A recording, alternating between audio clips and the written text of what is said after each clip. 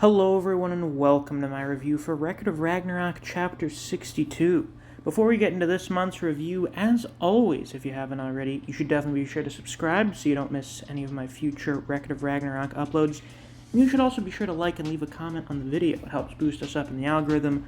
I'd like to try and hit at least 100 likes on this month's review. Now, this month's chapter is pretty good. The half chapter that we got with it is pretty good as well. I already have a review out on that.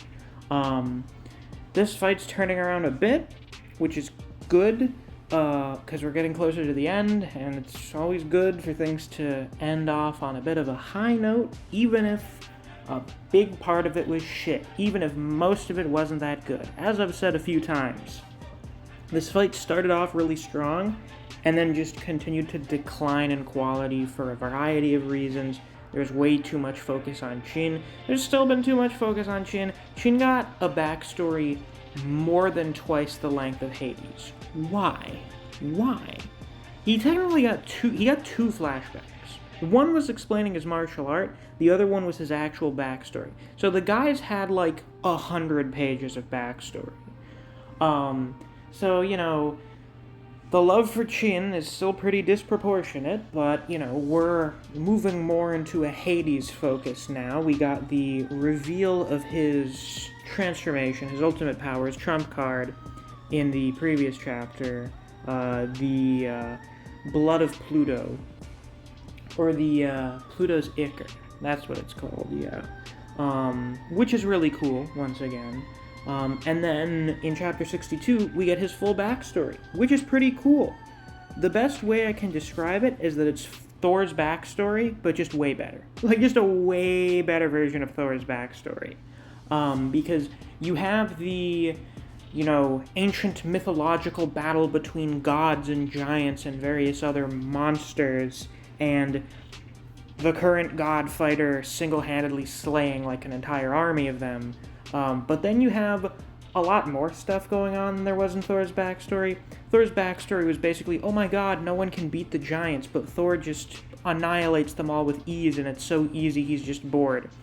With Hades, there's a lot more going on than just that. He's not someone who's particularly interested in fighting, he's not bored or anything, but his primary motivation is love. Everything he does is out of love for his siblings and his family.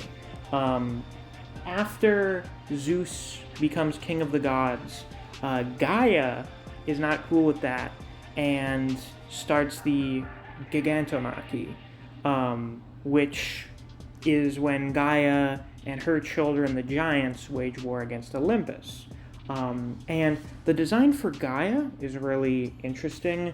The designs for all of the primordial creatures and giants are really cool as well. It's notable that they don't say Gaia was killed. Kronos was pretty explicitly killed, but not Gaia. So, who knows? That may be relevant later.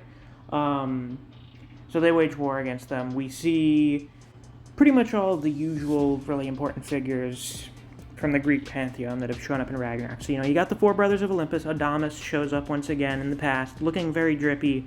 The paw prints on the bottom of his shoes are disgustingly excessive. You've got Ares, who's, like a general. You've got Hermes, who seems to be some kind of war advisor or something. And, they're leading the war against the giants. It's cool. And while this is happening, the Titans break out of Tartarus, so Hades just goes to fight all of them by himself, and just kills all of them off screen. And it's shown that he's using the Pluto's Ichor. What's his spear upgrade called? Pluto Desmos? I think that's what it is. Yeah. I believe that's what it's called. And we get some more interactions between him and Poseidon. There's a little bit added to Poseidon's character here, which I'm not sure I quite like, because it kind of feels like retconning. But I think it's clear that Hades was someone that embodied the aspects that Poseidon considered to be godly. Hades didn't feel the need to call upon others to fend off the Titans, We have no need of allies, we have no need of support. Such are the gods. And Poseidon seemed to have respected that in him. And it definitely does seem like Poseidon got, like the blood slicking thing, the whistling. He got that from Hades. He got all that from him because he thought Hades was cool, which is funny. Poseidon's still a bitch though, so yeah. It's confirmed that Adamas was saved by Beelzebub under Hades' orders. I still think him being alive in the present is stupid, but he's here now, so yeah. And he reveals himself to the other Greek gods. Ares is out of the loop for some reason, but Zeus and Hermes know about him, because of course they do. When Adamas was wiped from the records of the Greek pantheon, but Hades allowed him to live, he pretty much just had to go under a new identity. He was like getting put into witness protection or something. So now he is a deity that lives in the underworld, so I guess he'd technically be a Chthonian deity, and he goes by the name of adamantine, which is the super strong metal from Greek mythology used for creating weapons and armor. Which makes sense, because we were pretty much aware that's what his name was based off of anyway. And then at the end of the chapter, we get the reveal that Hades' ultimate motivation is love for his brothers. He doesn't need a reason to want to fight so furiously on behalf of the gods. He doesn't need a reason, just like a certain other someone whose primary motivation was love. Now, unfortunately for Hades, if my memory serves me correctly, every fighter who's gone before him whose primary motivation has been love is fucking dead. So, yeah, not a great track record for him, but the series has a track record of sort of creating patterns and then breaking them. Be that in regards to winner and loser flags, or the format of the fights, like when the backstories and stuff happen. And they get mixed up every few fights. They do it enough times to sort of create a pattern that you expect, and then flip it around. So yeah, maybe Hades will win. I would like that. I personally prefer him over Chin, because it seems like Chin's motivation for the most part just seems to be like duty and empathy, which is like whatever, I guess. Like, his backstory was sad. I get his backstory and all. But I personally find love for one's family to be far more compelling than any sort of sense of duty or anything like that. Even though Hades does feel a sense of duty to his brothers, it's one based on love. So, I'm always a sucker for that. Listen, anytime a series is like, yeah, you don't need a reason for something outside of love, don't try to rationalize someone's love for you, don't bother trying to think of a reason as to why someone would love you.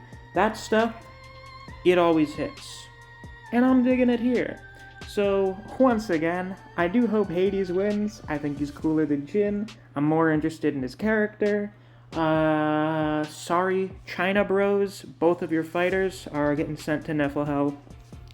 It is what it is. I apologize. I don't think the fight might end next month. It's possible. But I'm thinking it's more likely than not that we have 2 months left in this. Hopefully it keeps getting better in quality so that we can say this fight was pretty okay overall. Pretty decent as opposed to being dog shit. So with that, that's all for this month's review. If you enjoyed, please be sure to like, comment, subscribe, and click that notification bell so you don't miss any of my uploads. I do Record of Ragnarok chapter reviews every month.